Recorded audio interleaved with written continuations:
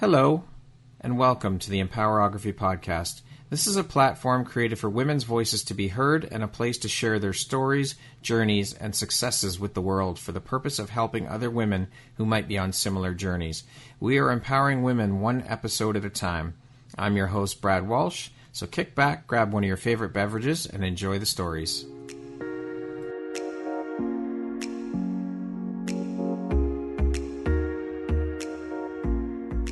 If you're looking for jewelry that makes an impact on your self-care routine and your style, Empowerography would love to offer you a discount code to one of our exclusive partners, Quartz and Canary Jewelry and Wellness Company.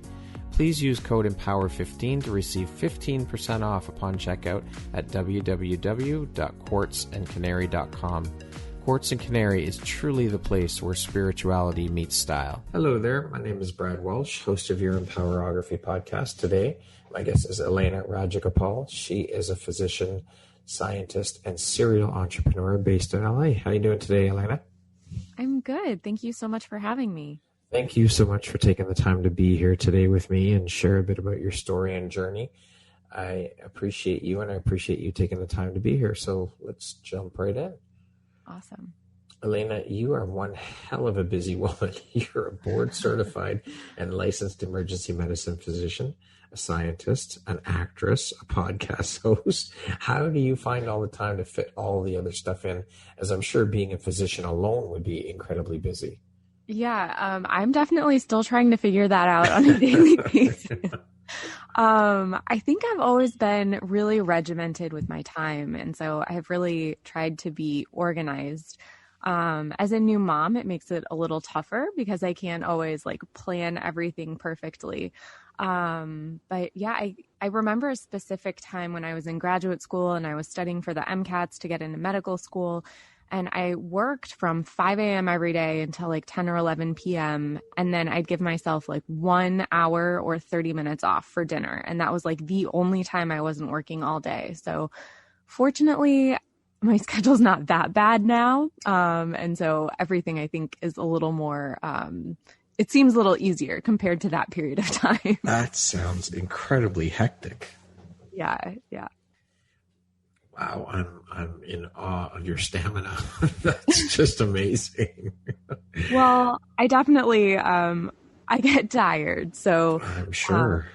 Definitely not keeping up the schedule that I have in graduate school, medical school, and residency. So it's been nice to not be working 24 or 36-hour shifts now. And so I think things seem very reasonable when I compare it to some of the stuff I've done in the past. Wow. So how long have you been a physician now, Alaina? I graduated from medical school in 2016. Okay. So I think that's 5 years now. Okay. What inspired you to become a physician? I mean, was this something you wanted to do with your life since you were a kid, or?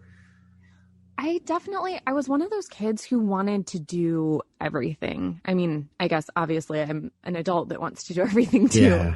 But I think I remember first being interested in medicine after I saw an episode of ER as a kid. I thought it just looked so fun and so cool to be able to help save people's lives. And then I remember in college, I studied abroad in Kenya for 7 months. And while I was there, I volunteered at an HIV clinic. And so I really enjoyed spending the time with patients. And at the time, I was really only responsible for kind of taking people's vital signs and looking at what medications they were taking. And so I wasn't doing a lot to heal people. And so I remember having those thoughts at the time and thinking, if I were a doctor, I'd actually really be able to help these people. And then it wasn't really until halfway through graduate school where I'd been focusing on virology and immunology. So I was really just looking at one small body system. And I just kept asking myself, how does this all fit together with the rest of a human? I felt like I knew a lot about one little thing, and I really wanted to know more about how humans worked and kind of how the whole body functioned together. And so that kind of combined with my experiences in the HIV clinic and, those sort of nagging thoughts I'd had in the back of my mind for a while about becoming a physician led me to apply. And so after I finished my PhD, I started medical school. Wow. what is an emergency medicine physician? Yeah, that is a great question. It's actually a pretty new specialty. Okay. The specialty started, I think, in the 1970s, but it's basically a physician who works to see patients on an emergency basis. So you don't need to make an appointment. We're open 24 hours a day, 7 days a week. And so we see a lot of really critical patients, people who are having heart attacks, strokes, and sort of those life-threatening conditions that need immediate stabilization. Okay. So we stabilize those conditions, and then we help figure out if a patient needs to be admitted to the hospital or if they can go home and follow up with their primary physician. And so a lot of times it seems kind of like we're the triage of the hospital, if that makes sense. Yeah. But it's a great job, and you definitely never really know what's coming through the door on any given day. Well, I'm sure it keeps things very interesting because every day would be different, right? Yeah, it absolutely is. Now, I read that you're on a mission to inspire the next generation of explorers, scientists, and strong female leaders, and to also help patients become more informed about medicine. Why have you decided to take this on and make this your personal mission, and why is this so important to you? Yeah, I grew up with some very strong women in my life. My mother, my grandmother taught me so much about strength and hard work and pursuing your dreams. And so I was really fortunate to have great female role models in my life. But I didn't really have any role models in science. And a lot of the films and television shows that inspired me didn't necessarily have strong scientific females in them. A lot of them were males that were in these sort of scientific roles or explorer roles. Right. And so I think recognizing how much film and television inspired me to pursue my career goals, like I mentioned before, saw ER and thought, oh, maybe I want to be an ER doctor. And I saw Jurassic Park and thought maybe I want to be a paleontologist. And I actually interned in paleontology for a while. And I saw Apollo 13 and was like, yeah, I think I want to be an astronaut. And I ended up working at 3 NASA centers. So I think there's a lot that inspired me as a kid, but I was really lacking those female scientific role models. And so I hope that kind of by doing the podcast and acting in some of those strong female scientific roles, we'll be able to inspire the next generation of scientists, physicians, explorers, and kind of change that paradigm surrounding what a scientist or a doctor or an explorer looks like. Amazing. So obviously science came before medicine then, if you just finished your medical degree in 2016, right? Yes. Uh-huh. So what inspired the transition from science into medicine? Was that like just a natural evolution or progression for you? Yeah, I think it was. I mean, science has always been a part of my life ever since I was a kid. Science is what got me excited, and I was constantly asking questions about science, and the Science and Industry Museum in Chicago is my favorite museum. And so often my mom later told me, she always told me to go look it up because she didn't know. But at the time, it was really valuable for my learning she would always say, go look up the answer to that question. So I'd go find a book in the library or an encyclopedia and sort of find the answers to my questions. And if I couldn't find them, she would be like, okay, well, let's make an experiment to figure this out. Or so she really inspired me to sort of answer my own questions often by looking things up. So science was always a part of my life. And then, like I said, I went to graduate school, and about halfway through graduate school, I felt like something was missing. I was in a lab by myself for like 12, 15 hours a day. And I remember there was one moment where I was sitting at my lab bench and I thought about naming my pipettes.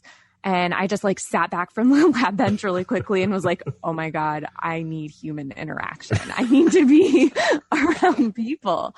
And I really enjoy being around people. And so I remember that as being sort of a pivotal moment where I was kind of thinking, maybe medicine is a better fit for me, and that I'll be able to interact with people every day and sort of see the results of my work helping people every day, where in the science field, you can work on one small problem for decades, and it's decades before it actually helps people. But Right.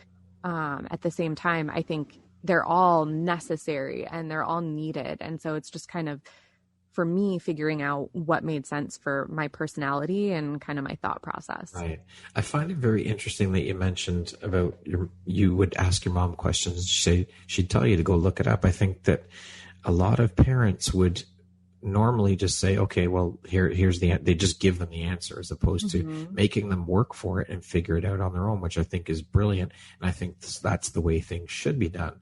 And yes, of course, if your child or kid can't figure it out, then yes, you sit down and help them. But I think it's great that your mom instilled that initiative in you to go look for it yourself, try and find the answer on your own. Yeah, it's totally. so important, as opposed to just giving our kids the answers. Make them work for it.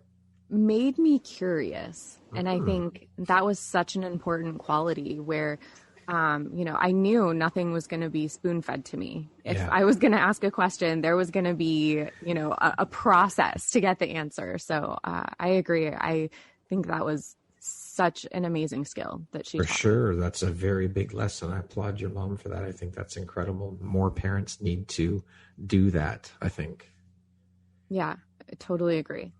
Now, you've done a fair bit of clinical work on medical treatment in remote environments. What was that experience like for you, and how did those opportunities arise for you? Yeah, every opportunity, I guess, has just happened.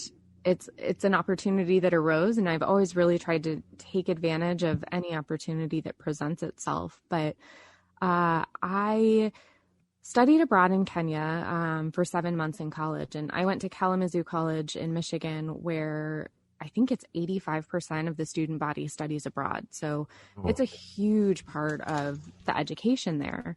And so I was in Kenya and, like I said, worked in the HIV clinic. And I was so surprised at how different medical care was in Kenya as compared to in the United States. Just access to equipment, access to testing, access to medications. And some of the patients I saw would have to walk like 6 miles or 10 miles to get to the clinic. And, it was something that really stayed with me and struck me. So whenever I had an opportunity to go somewhere else, I felt like that was somewhere where I could really make a difference by working in those places. So in medical school, I went to Brazil for a couple of months doing some physiology research, and in I guess the end of medical school, I went to the Philippines for a month. In residency, I went to Nepal for a month. And so I've really found that I like the challenges presented by working in wilderness medicine and remote medicine. And so anytime I can find those opportunities, I absolutely take them. I was actually supposed to go to India, and I want to say April of 2020, but everything kind of shut down. Due to the current climate in the world. Yeah. I think it's incredible, the work you're doing. I think that's amazing to be able to get those, have those opportunities and take advantage of them when they arise. So I applaud you for that. I think it's incredible work, and you are such an inspiration, honestly, with all that you do. Wow. I mean, I feel like it's almost a little selfish. Like, I find the work so rewarding. I think it's so fulfilling to be able to work in remote places and meet new people and learn about different cultures and try to understand and empathize with the challenges that people have all over the world. Because ultimately, I think most people want the same thing. They want to be loved. They want to feel safe. They want to have a community around them, and, access to healthcare. And so just to have the opportunity to provide that is really, really fulfilling. And I have no doubt. That's amazing. Now, you had mentioned that you've worked at 3 NASA space centers, so you've done some work around space flight. Can you talk to us a bit about the work you've done with NASA at the space centers? Sure. So yeah, I've been a space geek basically my entire life. Space geek. Yeah. I definitely, like I said, saw Apollo 13 and it was something that just really inspired me and I latched onto. So I, as a kid, went and read every single space book in the kids section of the library and then kind of moved on to the adult section. I went to space camp. Like it was always a passion for me. And so I went to college and my advisor at the time knew I was interested in spaceflight and said, there's this internship at Kennedy Space Center I think you should apply for. And my immediate thought was, oh, no, I can't apply. Like, there's no way I'll ever get an internship at NASA. Right. And I remember her looking me like dead in the eyes and just saying, Alaina, if you don't apply for this internship, your chances of getting in are 0%. And I really took that to heart. And I think that has been, again, one of those pivotal moments where I realized that unless you take advantage of the opportunities that present themselves, you could spend your entire life wondering if you could have reached your dreams or just do it. So I applied and it turns out I got the internship. So amazing. There I worked on controlled biological systems and I was basically trying to figure out if we could grow radishes under lower atmospheric pressure. Because basically when we go to Mars and the moon, there's much lower atmospheric pressure. And so there's concern that we'll constantly be having to make atmosphere inside our space capsules that's just sort of leaking out into the environment because atmosphere moves from high pressure to low pressure. So if we can have the greenhouses and some of those bigger capsules be a lower atmospheric pressure, we would lose less atmosphere to the environment around us and then have to make less. So that was kind of what I was trying to do there. And we found that you can grow radishes under lower atmospheric pressures, but there's maybe some differences to the radish content. So I haven't kept track of how that research has been going since 2005. I think it was 2005 that I was there, but it's been a while. But I know the people in space botany and controlled biological systems are really making interesting discoveries as they explore those different environments. And then after that, I went to NASA Ames Research Center in California, and there I was working in astrobiology. So trying to figure out what sorts of organisms grow in environments on Earth that have similar geochemistry to Mars. So we found some areas, we found some areas in California that had similar soil to Mars. It had similar minerals and things like that. So we started sampling those areas below ground and above ground to see what sort of organisms were growing in those environments on Earth. So we would kind of have a better idea of what to look for on Mars when humans eventually go, or with our rovers now. Right. So that was just sort of like a comparison and see what's growing kind of study. And then I went to graduate school at the University of Texas, but did all of my research at Johnson Space Center in Houston. And so there, I was mostly working on viral reactivation during spaceflight. And so I focused on Epstein-Barr virus, which causes mononucleosis and is associated with several types of cancer, and tried to figure out why it was reactivating in space. We knew that it did reactivate, but we weren't really sure why.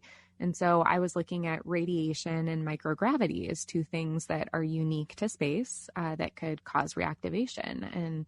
And so that was a really interesting study and was the topic of my dissertation, where we found that both radiation and microgravity in some sense cause reactivation of the virus.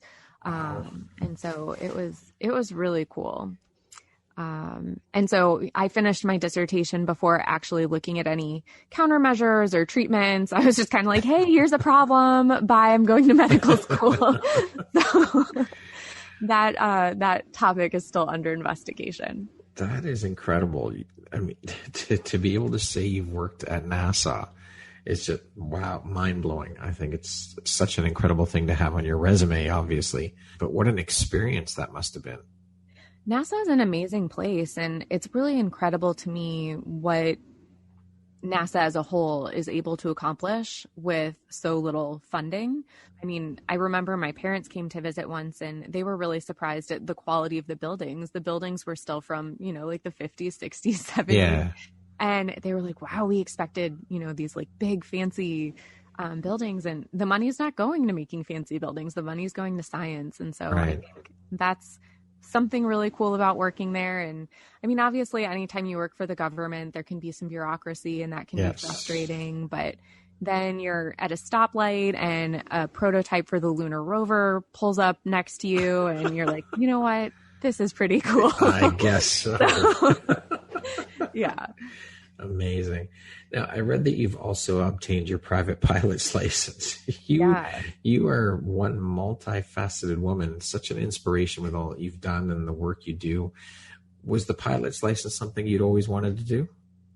Yeah, pretty much. I mean, the world's such an interesting place, and I feel like there's so much to do and learn and explore that I try to take advantage of that whenever I can. But I'd always been interested in flying, and my dad growing up was a private pilot. So we would fly to like Iowa for breakfast or, just kind of explore the area around us. And I had a roommate that I lived with at Kennedy Space Center who then was working also in Houston when I started at Johnson Space Center. So we were roommates there as well. And one day she was like, you know what, the entire time I've known you, I've heard you talk about wanting to be a pilot, like get in the car, we're going to the airport, because she also happened to be a flight instructor. Okay. So I got in the car, we went to the airport, I had my first flight lesson, and I mean, there was no turning back after that. I was just beyond hooked. So, she ended up having to go back to, I think she was in graduate school or undergrad. I can't remember. I think it was graduate school at the time. And so she had to go to Atlanta. So I ended up finishing my license with another instructor, but I will always be grateful to her. She remains one of my good friends to this day for just kind of giving me that kick in the pants I needed to stop talking about it and just do it. That's amazing. Now, how long have you been a pilot now, and how often now do you get the opportunity to get out flying? Let's see. I think I finished my license in 2010. Okay. I'd have to check my logbook, but I think it was 2010. And I flew a lot while I was in graduate school. When I started medical school, I flew a little less. And then when I was in residency, I flew exactly 0 times over those 3 years. So since finishing residency, I've flown once or twice. So definitely not often. And then with COVID, being in a small cockpit and then being pregnant as well, I didn't do much flying over the last year, but I'm definitely looking forward to getting back into it. And I think something that makes safer pilots is having an instrument rating. So kind of learning how to use your instruments to navigate when the weather conditions aren't ideal or, crystal clear. So that's kind of in my plan is to do that instrument rating. How long does the process take? Like, how long did it take you to get your license from start to finish? It's really variable from person to person, and it also sort of depends on how often you can fly. If you fly really often, I think you can get it more quickly. So if you're flying like once a day or a few times a week, but I was in graduate school, and so I was making very, very, very little money. So I could afford to fly once every 2 weeks. And so it took me, I think, about 1.5 years or 2 years by the time I finished my That's not too bad. Now, is that what does it cost roughly in total, say, or per flight even? Because you have to have a certain amount of hours logged, right? Yes. When I was training, I was in Texas, and fuel and the airplane rental and instructors were so much less expensive than here in California. Right. So I think at the time I flew a Cessna 152, and that costed $80 for the rental for an hour, The instructor was usually around, I think, $30 or $35 an hour. And then there was a fuel surcharge that was maybe like $5 or $6 an hour. So really you're looking at like $120 an hour, which every lesson is usually on the order of 1 to 2 hours. Okay. Unless you're doing like a long cross country or something like that, they can be 3 or 4 hours. And how many hours in total do you need of flying time? I think it was 40 is sort of the bare minimum, but I think I had 55 by the time I felt like I'd really met all the requirements and was ready for the check ride. And then you have to do a written exam and then a oral exam. And then after that, you go up with an instructor or a check ride instructor, and they do the actual test to make sure you know how to fly the plane. Amazing. So it's an involved process, but no kidding. It's so much fun. I'm sure. Now, in addition to all of this, you're also an actress. Yeah. Honestly, Alaina, where on my mind is blown with all that you do and all that you have under your belt. I can't fathom how you have the time to do all this. So how long have you been acting? I started acting, well, I guess, again, that's something I sort of did all my life. I remember as a little kid, my friends and I would do a lot of just improv and sort of spur of the moment shows that we would put together. So I don't know, I guess I was always a little bit of a performer, and I performed in piano and some other stuff. So I was used to being, I guess, in front of a crowd. And then I knew I had an interest in acting, so I took some classes in college and really enjoyed those. And when I was about halfway through graduate school, I remember there was a really difficult committee meeting that I'd had, and I visibly upset. And I remember my advisor telling me after the meeting, like, you just need to learn to be a better actress, and, think about graduate school like a beauty pageant and learn to impress the judges. And I was like, well, I'm not going to do any beauty pageants, but I could definitely learn to be a better actress and sort of use those skills to my advantage, especially when it comes to speaking. And so I joined one of those online sort of casting websites, and I got an audition, and I was like, oh crap, now what do I do? I have an audition. So I prepared a monologue, and I ended up getting the role, which is like crazy to think of now. I remember walking into the audition and not knowing, like what to do or where to stand. So I fell in love after doing that. It was a short film, and it was really fun. So then I did some more short and feature films and some background work while I was in Houston and finishing graduate school. And I think I did 1 or 2 things while I was in medical school. And then in residency, again, everything stopped because there's not enough time to eat or sleep, let alone have hobbies or friends or family. And then after I finished residency, I was kind of like, I'm in Los Angeles. Why am I not taking advantage of this? So I started acting again, and it's been fun. COVID slowed down a lot of the theatrical work again for a while, but I was able to do some commercial work over the last year. So that was exciting and fun, and just another thing to keep my career ADD in check. That's a good way of putting it, I guess. What's your favorite part about being an actress? I think the opportunity to tell stories that matter. I really think that storytelling and filmmaking and television, it's an amazing medium to be able to tell stories that matter and tell stories of the future and recognize important people from our past. And so I think that's what I really love about it, is just being able to bring attention to different stories or emotions or characters that are interesting to me. And I think also it's really fun to just, for somebody like me who really likes to try different things, it's great to be able to sort of immerse myself in a character or a role and not necessarily spend, 15 years going to grad school and medical school, but playing a character in a field that I don't know a lot about and sort of learn about that and try to understand their perspectives and where they're coming from. What are your favorite types of roles to play as an actress? That's a great question.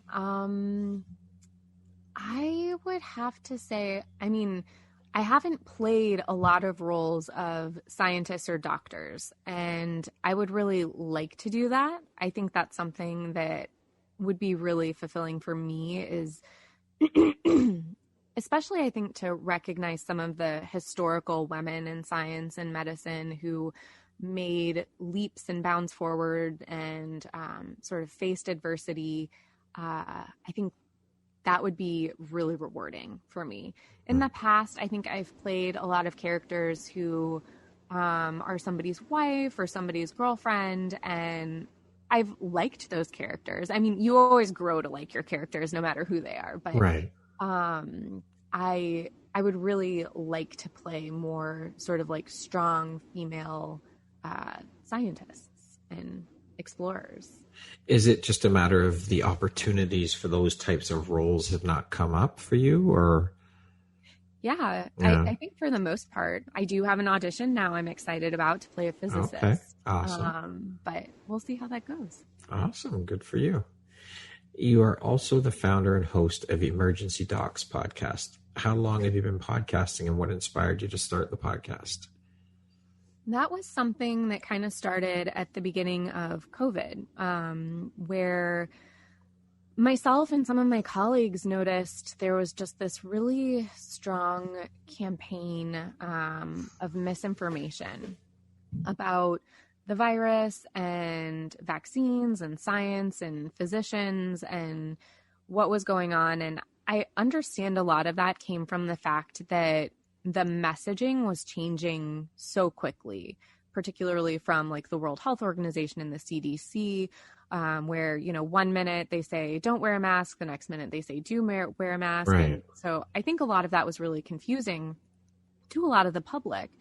And so we started the podcast as a way to sort of correct some of the rumors that had started going around and to just be a source of reliable information from physicians who are in the trenches. Yeah. And it's grown into something beyond that at this point. We've talked to a lot of really interesting people and different patients and physicians outside of emergency medicine. And this season, we've actually started talking to physicians about their experiences during COVID and kind of what they struggled with and things that they thought were great that happened and some of the difficult cases they've had to deal with. And so I think that's been really interesting to hear from colleagues within and outside of emergency medicine as well. So it's definitely morphed and changed over the last year and a half, I guess, at this point. But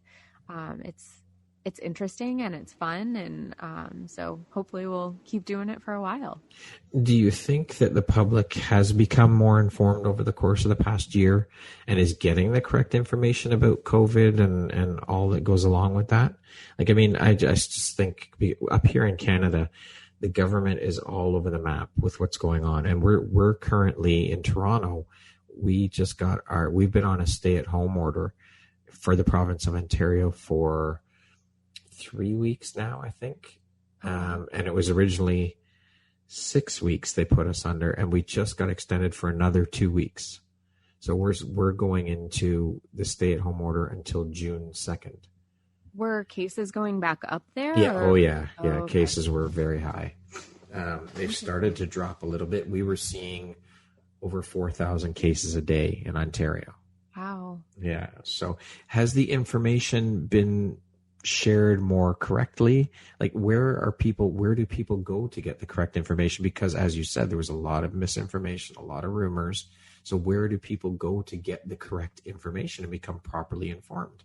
Yeah, I think that is an amazing question. And I think for us in the United States, the CDC website has a lot of good information, but I think it's really tough for people outside of medicine and outside of science because I get my information from the primary literature. So Right. if I have a question, I go and read the original research study.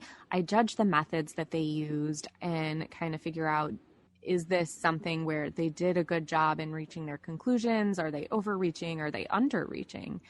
And that's not something that's easy for most people to do. Right. And so I think that's where the real challenge comes in finding reliable sources of information. And I think social media has really made it all the more difficult because there are people that people may trust or follow. And when this one very popular person has an opinion, then other people kind of take it as fact, and Yes. it just grows that misinformation. And Right. so, I don't have a perfect answer, Brad. Mhm. I do think the news media tries to do a good job of, when there are new studies or new findings, talking about it and bringing on experts and trying to get all of that information across as quickly and easily as possible. But it's always a challenge, and different news companies have different perspectives, and a lot of times those opinions affect the message that they're sending to the public. Yeah. It just seems like it's been completely chaotic here. I don't know about how things are there now, but it just seems completely chaotic here. On one hand, the right hand doesn't know what the left hand's doing. It's absolutely nuts here. And I heard that we are the only city or the only province in the world right now that we are not allowed to have leisure activities in parks. Oh my gosh. Yeah. So like your lockdown is basically you can't go outside. Well, you can go outside for walks and with your dogs, and you can go to work Okay. if you need to, and you can go to the drugstore and the grocery store, obviously for necessities. But other than that, you're supposed to stay at home. But people aren't listening. They busted a party a little while last weekend. I think it was over 100 people, none of them wearing masks. So people just aren't listening, which is part of the problem. And I think that's the big challenge with this too, is it's been going on for so long, and SARS-CoV-2, I mean, it's kind of like Russian roulette. You don't know if you're going to be one of those people who's asymptomatic or has minimal symptoms, or if you're going to be one of those people who die. Yeah. And so I think because it's not universally fatal or, universally severe, that a lot of people are willing to take chances and risks. Yes. And unfortunately, that just makes it harder to control everything. I think mask wearing is something that's really easy, and it's not painful. And so, I really wish people would stick to that and adhere to that while things are still getting under control in the United States, and especially in places like India where people live so close to one another. Yes. I think that it's just an easy preventive measure where, it really can help. And then obviously avoiding huge gatherings with hundreds of people. Kind of common sense. Yeah, I think people are just tired of being told what to do. Then that's why they're not adhering to the rules about wearing masks and whatnot, because they're tired of being told what to do, and it's the government telling them what to do, and there's all the conspiracy around it and all that stuff too, right? So it's gotten way out of control, and I understand people are tired of it, and it's been a long time. I mean, we're over a year now, so I don't know. It's a tough thing to deal with. I'm with you. I mean, I'm tired of it. And I've lived it and breathed it over the last year, at work and at home. And as a expecting emergency medicine physician, it's been something that has definitely been at the forefront of almost all of my thoughts. And I'm sure I desperately want it to go away. But I think, it's great that we've seen improvement with vaccination. I would really encourage everyone to get vaccinated and just keep wearing a mask, even if you are vaccinated, because you can still potentially transmit virus from person to person, right? Even if you've been vaccinated. Yeah. Can you tell us a bit more about the podcast, more of the focus on it, is it interview style? Is it just you sharing knowledge, or is it a mix of both? It's a mix. Okay. So most of the time when we're sharing information or knowledge, myself and one of my co-hosts will kind of talk back and forth about a particular topic and the points that we think are really important. Sometimes it'll just be me interviewing another physician or a patient or a scientist. And so it has a pretty variable format. Okay. And also a variable number of topics where Right. sometimes we might discuss ulcerative colitis and like the treatments for ulcerative colitis. And then the next episode, we would have a patient who has had ulcerative colitis for her whole life and kind of how that experience has been for her. And then maybe the next episode, we're talking to an emergency medicine physician who worked at the base of Mount Everest. And another episode, we're talking to a physician who started a nonprofit organization for mental health. And so the topics are really variable. And I think there's something for everyone, but every episode might not be for every person, Right. if that makes sense. Yeah, no, absolutely. A nice little segue there, Mount Everest. Speaking of mountain climbing and mountains, and you're also a mountain climber and enjoy hiking. Is there anything that you can't or don't do, Alaina? I am directionally challenged. I cannot find my way from point A to point B to save my life. So can you tell us how long you've been a mountain climber and how did you get into mountain climbing? Yeah. I climbed my first mountain when I was working at NASA Ames Research Center. So I climbed Mount Lassen, and it'd been one of those things as a kid. Again, I saw mountains in the movies and was like, oh, that'd be cool.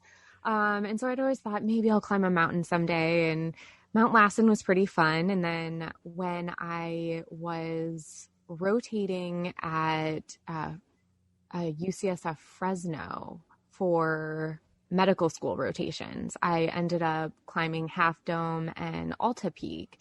And that was kind of when I really was like, oh, mountain climbing is pretty fun. And they're hikes with like some areas where you're using cables to kind of get up steeper rock Right. faces. And I matched to residency in California after that and did a lot more in the area around Los Angeles. So like Mount Wilson and Mount Baldy and San Gorgonio. And I just really got addicted to sort of the fun of being outside and immersed in nature. And again, just sort of tackling that challenge of getting to a summit and getting home and also being safe about what you're doing. You know, there's a lot of opportunity for things to go wrong For sure. when you're out in the wilderness. And so I really appreciated the aspects of planning and safety, which I think also kind of goes back to the pilot in me, where it's like you're always thinking about what could go wrong and how to fix it before it happens. Right. And just decided I wanted to do the 7 summits. So my husband and I started on that early this year. In February of 2020, we climbed Aconcagua, so the tallest mountain in South America. Wow. So is that, would you say, then your most memorable or triumphant climb to date? Yeah, I think so. Yeah. It's just under 23,000 feet. So Wow. I think I was excited about the fact I could still breathe. I think just barely, but it was just kind of a really cool experience to see how, as a physician, how your body sort of changes in those environments. Yeah, for sure. To date, Alaina, what would you say is your biggest high or your greatest win? Oh gosh, that's a really tough question. I think personally, I mean, just like the biggest emotional high was probably right after I delivered my son and the doctor put him on my chest. I don't think I've ever had a happier moment. I just, even having studied humans and the human body for decades, it just seems like such a miracle to me. It was just so beautiful and so wonderful. Amazing. What do you think your unique skill set or superpower is that's helped you become so successful? I think honestly, it's just hard work. Like I don't think I'm necessarily smart or athletic or, any better at any of those things than anybody else, but I work super, super hard. And once I put my mind to doing something, I just sort of create an action plan and make it happen. There's no stopping you. Yeah, it's perseverance and hard work. So speaking of success, how do you define the word success? What does that word mean to you? That's a tough question because I feel like there's so many definitions and types of success. I guess strictly, I would say it's just achieving a goal that one sets for oneself. But I also think that you can be successful by not achieving a goal and by learning a lot along the path. And so it's complex. Yeah. I think success is what you make it. And if you set a goal for yourself and achieve that goal, that's fantastic. But I think you can also be really successful just by learning along the way. Okay. What would you say is one of the most important things you've learned in your life? And what was your life like before learning it? And what was your life like after learning it? Oh, gosh. Let's see. I guess having had a lot of failures as well as successes, I think it kind of goes back to what I was saying with success, where even if you fail, even if you don't achieve something you set out to do, you can still really learn from those experiences. And rather than view them as failures and beat yourself up and say like, oh, I can't believe I didn't do this, it's really important to recognize that life is a process and learning is a process and everything is a journey, and to move forward in a positive way, even if you don't necessarily meet your personal expectation. Awesome. What was a turning point in your life and how did that affect you? I feel like there's been so many. I've talked about a few of them, like some of those really pivotal moments. Yeah. And I think everyone's life has a lot of those different moments. But I think after finishing residency, I really feel like it's kind of the first time in my life that I've been able to pursue different passions and not have to feel guilty about I should be doing this or I should be doing that, because everything I'm doing now is sort of furthering a career or a hobby. And so I think that's been really exciting and really fun. Amazing. What does the word empowerment mean to you? That is an amazing word, and I use it often, and I am terrible at defining different words. But I think being empowered is having the confidence to make your own decisions and do the things that you want to do. It's having the ability to recognize that while I may want to make this choice and other people might not agree with it, it's the choice I'm going to make because I think it's the best choice for me. And again, I think it comes down to feeling supported and confident to make those decisions. I love that definition. What makes you feel inspired or like your best self? I think when I am hiking or climbing or kind of out in the wilderness, I feel like a sense of freedom that I don't necessarily feel when I'm like in traffic in Los Angeles. Go figure. Yeah, I can only imagine that one. But I think, when I'm kind of just out in the middle of nowhere with my husband and breathing in the fresh air and having that sort of like strenuous physical movement of climbing or hiking, that's when I feel free and I feel inspired, and I feel like I have a lot of thoughts that about solving problems. And I think that's where my husband and I have had a lot of our best discussions about technology development for the company we started. So I think I feel very inspired in the outdoors. You started a company. Tell me about that. Well, so because of the work that I did in the Philippines and Brazil and Kenya, and I'd mentioned not having access to a lot of diagnostic equipment, CT scans, labs, I just found myself in so many of those situations wishing for those types of diagnostic tests. And so I started talking to my husband about it, who's an engineer and a physicist. And we kind of thought, well, what if we could just build a tricorder like from Star Trek, where I don't know if you're familiar with Star Trek, but you wave it over a patient's body and it just gives you the answer for like what's wrong with this patient. Okay. And so we were like, well, ultrasound is kind of like that, where you can use an ultrasound on various parts of a patient's body and you can get a lot of diagnostic information from it. And so we started thinking about using ultrasound as a way to improve diagnostics in remote locations. But ultrasound it has a pretty steep learning curve. It takes a while to figure out how to use it properly and get good images. And so we're working on using machine learning and ultrasound and some molecular technology that we've developed over the years to help improve diagnostics in remote locations, and then also in not remote locations in big cities where people might not be able to get to the hospital. So we're working on making some devices that will help improve diagnostic access for patients. Phenomenal. Yet another thing to add to your resume. Yeah, it's exciting. I'm sure it is.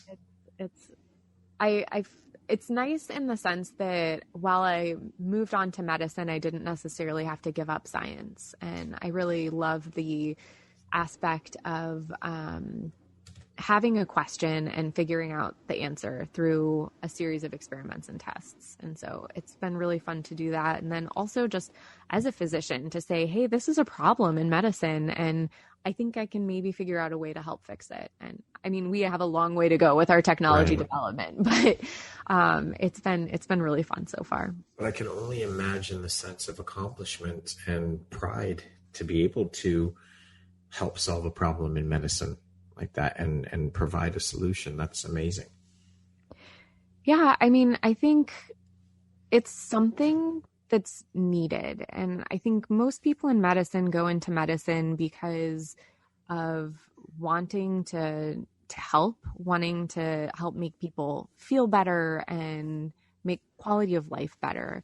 And so I don't know that I feel like it's more like a sense of duty than anything else, where it's just like, I've noticed this is a problem and now I feel obligated to help fix it because people need it. And so I think that sort of really drives our whole team, in that this is something we feel like is really worth doing and really needed. And so hopefully we can make it work. I'm sure you will. What would you say is one of the best pieces of advice you've ever received? Honestly, I go back to that moment in my advisor's office as an undergraduate, where I had all of that self-doubt and I was just kind of like, oh, there's no way I could ever work for NASA. And she told me that if you don't try, your chances of success are 0%. Yeah. So I think the best advice I've ever gotten is to just always try. You know, if you don't give it a try, then you're definitely not going to be successful. But if you really do work really hard and you try, then, you know. Yeah, for sure. The chance is always there. Yeah, I agree. I mean, you miss 100% of the shots you don't take. And I mean, the worst that can happen is that it doesn't work out for you. But I believe that we can do anything in life that we set our minds to. Obviously, you're going to have to put in the work to accomplish it. But I truly and wholeheartedly believe that anybody can accomplish anything they want in life. You just have to put in the work and set your mind to it. Mindset is a huge part of that. Yeah, absolutely. Okay, we're going to jump in and do a little rapid fire section here. So the next grouping of questions just be 1, 2, 3 word answer type things, okay? Okay. How would you describe yourself in one word? Oh gosh.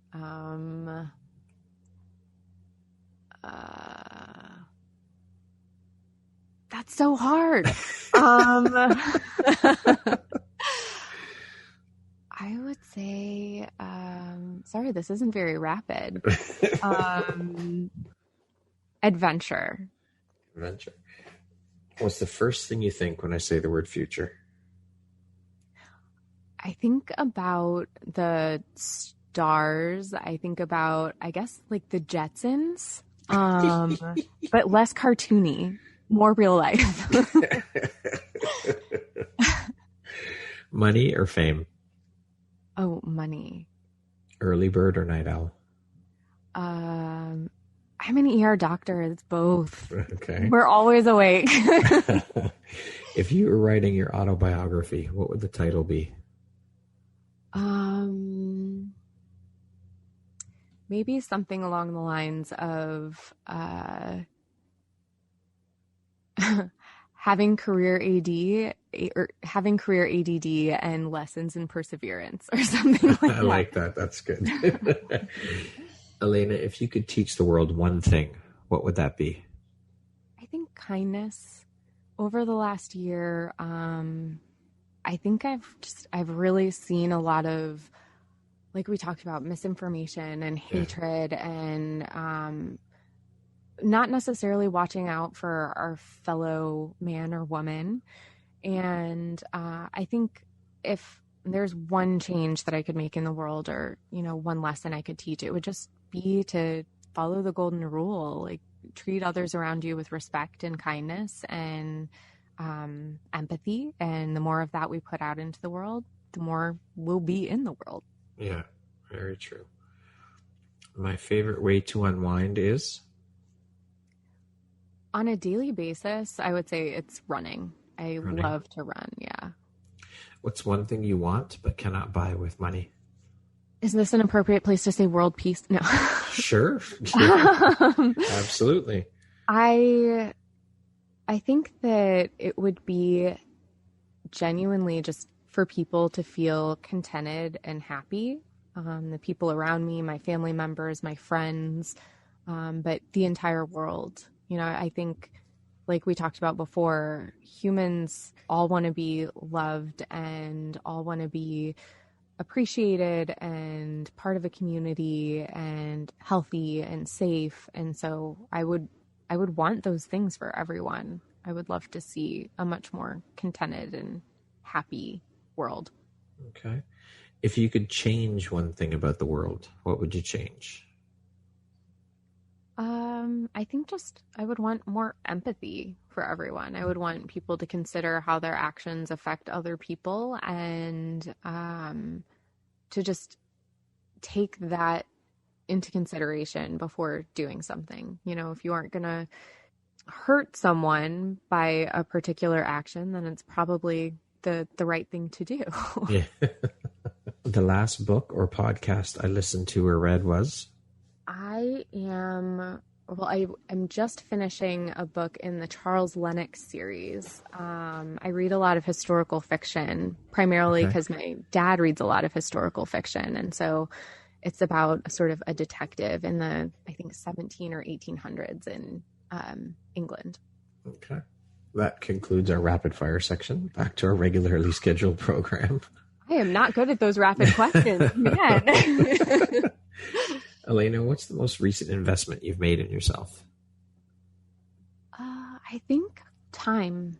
Giving myself the time to do things that are interesting and that I'm passionate about. I think being a wife, being a mom, there's always this sort of sense of obligation to family and always wanting to put that first. And I think what I really learned is that I need to also invest some time in myself and have some time to take a run or go and explore something new and interesting. And so I think that's probably the main thing, is just giving myself a little bit of time every day. For sure. Self-care is key. Yeah. Definitely. What's your personal motto? I think ad astra per aspera. So to the stars through difficulties. Okay. And it's been something that obviously with my interest in spaceflight, have been interested in that aspect of it, but really just the sentiment to persevere even through difficulty has really kind of stayed with me. I love it. If you could set up a billboard anywhere, where would you put it and what would it say? Oh no.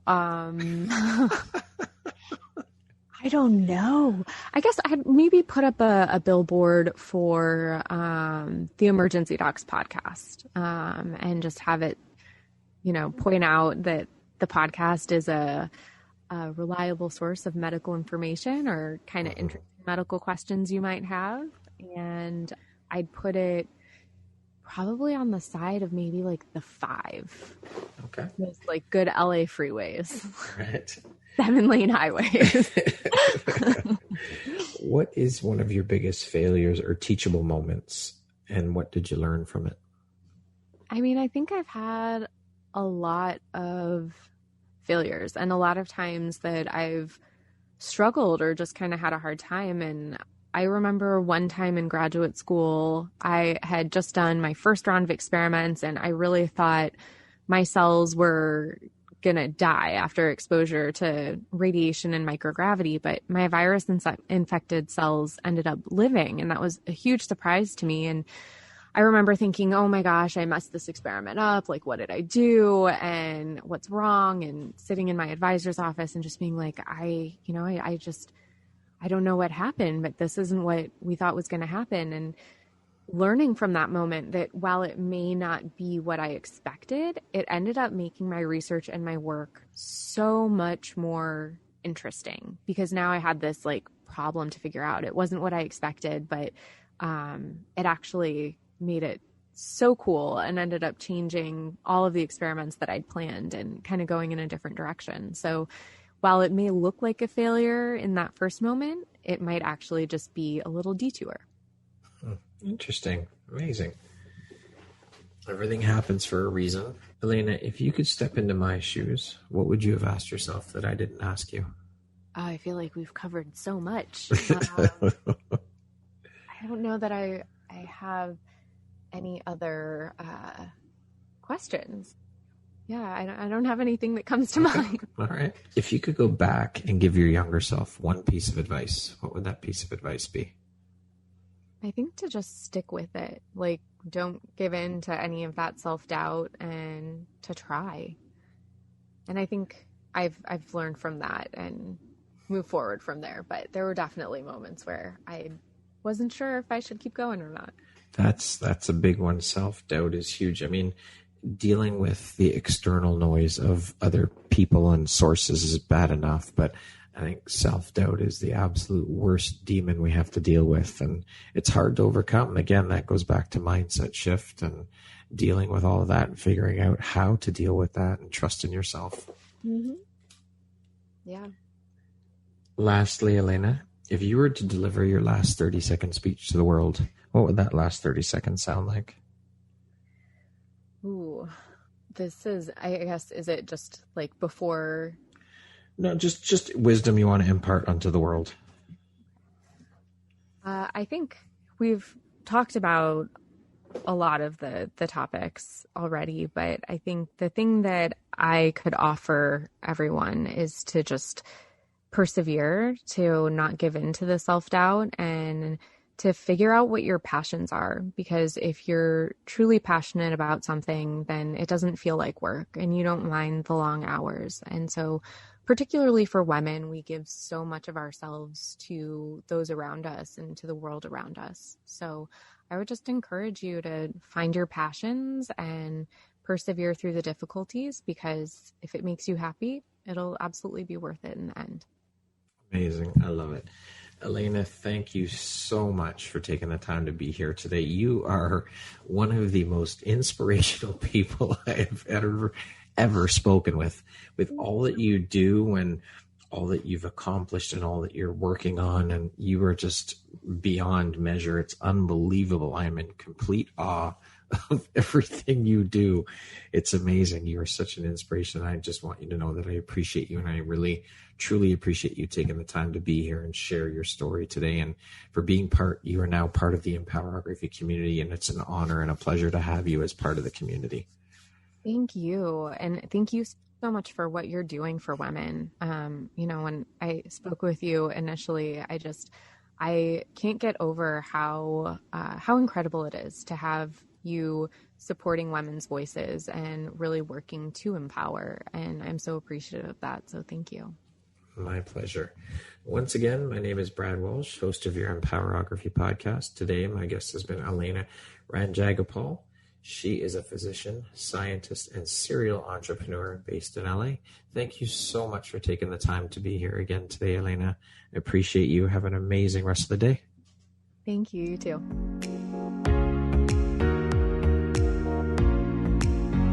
Thank you very much for listening to this podcast. If you haven't yet, please be sure to subscribe, rate, review, and share with all your friends. You can find me at viseuphoria.ca and follow me on Instagram at Empowerography Podcast and on Facebook at Empowerography. Please join me next time for another inspirational story from yet another amazing woman.